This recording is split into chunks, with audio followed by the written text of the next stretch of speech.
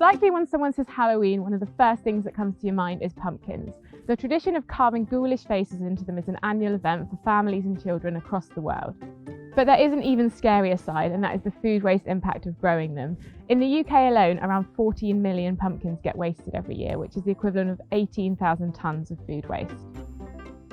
What drives this waste, and are there alternatives for a more nutritious, sustainable and tastier Halloween? We've come to Riverford Farm to find out. Guy, can you tell us a bit about your farm and what's going on in this field? We grow a lot of vegetables, almost all for Riverford, including squash. We don't grow pumpkins anymore, so we've got lots of different varieties of squash. We've got crown prince here, we grow onion squash, Hokkaido. So you mentioned that you don't grow pumpkins anymore.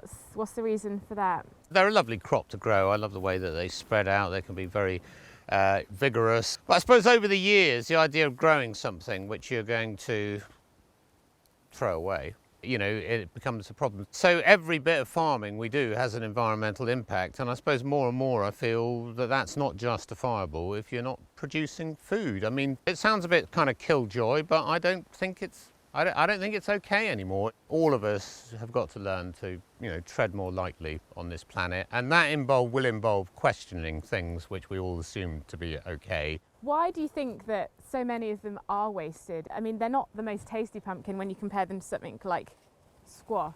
Yeah, some of the small pumpkins can be just about okay to eat, but the big ones which are grown for Halloween are, you know, if I'd said they were bland, it would be flattering. Actually, they are really quite unpleasant in flavour. They tend to be kind of soapy and very watery. Yeah, so they're not bred for flavour, unlike the squashes, which most definitely are. And, you know, given a choice, I think anyone's going to eat a squash.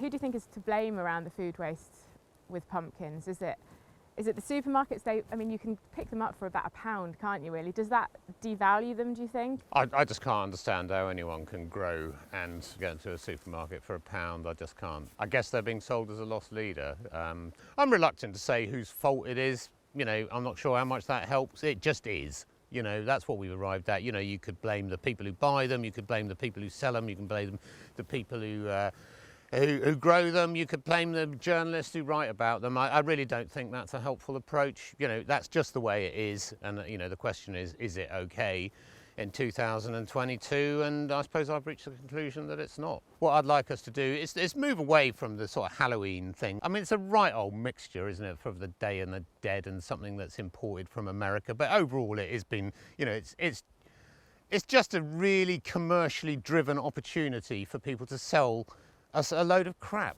Though, I mean, you know, let's put our hands up, you know, we've been doing it for years and inviting people to the farm, and it's been a big jamboree and a celebration, and I think everyone's enjoyed it. But I think, like so many things, you know, that we've done for years unthinkingly, I think we need to question it. And what I want to celebrate is the bounty that nature has delivered that year. So what I would love us to do is to come together for some sort of harvest festival, harvest supper, and I you know, that's what I would really like to see us all celebrating. And within that we are eating the produce of the land, that sort of real connection to the land. And you know, I think it is one of the absolute key celebrations of the year. It feels like there are alternatives out there, do you think? I mean, Crown Prince, for one, we stood in the field here, these taste so much better, don't they? What else? What are the other benefits of squash over pumpkins?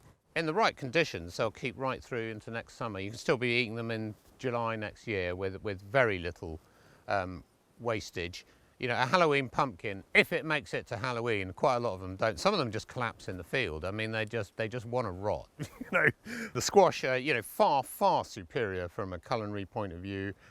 You know, and they have much lower sort of wastage because they don't go off. And you can be eating them, you know, right through the winter and even right through the hungry gap. This Crown Prince is definitely the best variety for that. I mean, you've definitely convinced me. I love squash. I think the flavour is completely incomparable. So what's your favourite recipe? What would you recommend if people were to give it a go? Probably my favourite is to roast it, you know, like a Crown Prince, cut it in half. Always open it before putting it in the oven, otherwise it will explode. Cut it in half, scoop out the seeds, roast it for, I don't know, half an hour or something, perhaps with a bit of oil and some rosemary on it, then scoop it out and make a risotto in the normal way and just incorporate that, you know, towards the beginning. and it just makes a really hearty kind of winter, warming dish. So, as much as carving pumpkins is fun, it does feel like there is a strong argument for assessing our traditions and perhaps opting for more sustainable options moving forward, and it does feel like squash can do this. So the key is creating a fun Halloween or Harvest Festival display with them instead of trying to carve them, and then afterwards you can enjoy them for their amazing flavour instead of throwing them in the bin.